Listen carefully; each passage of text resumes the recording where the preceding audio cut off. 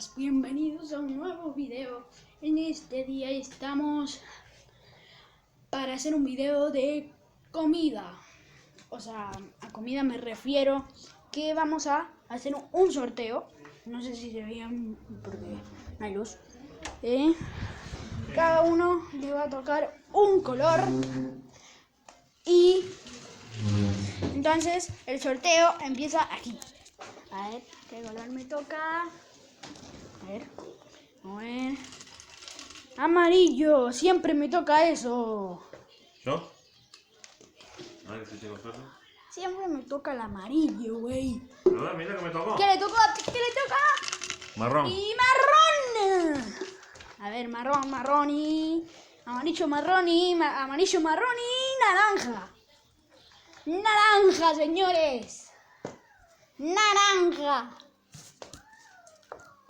Bueno, vamos a ir a comprar. Y bueno, vamos a seguir con el video. Y aquí están las cosas que compramos para hacer el video. Yo acá compré marrón para mamita. Cole, para ti. Cole, col. ¿Y qué más? ¿Qué más compramos? Aquí están las cosas. Mirá. Amarillo. Acá hay amarillo para Pacucito. Todo esto para mí. Aquí hay durazno también para Amarillo. mí. O naranja, no sé.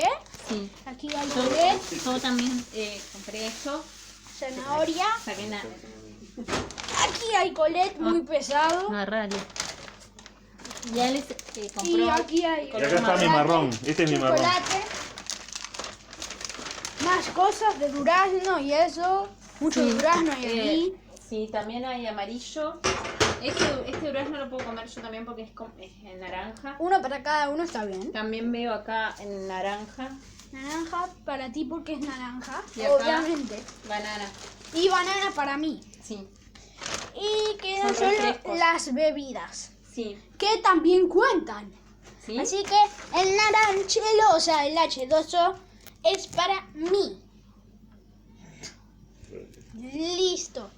Ahora vamos a esperar para poner todo en la mesa.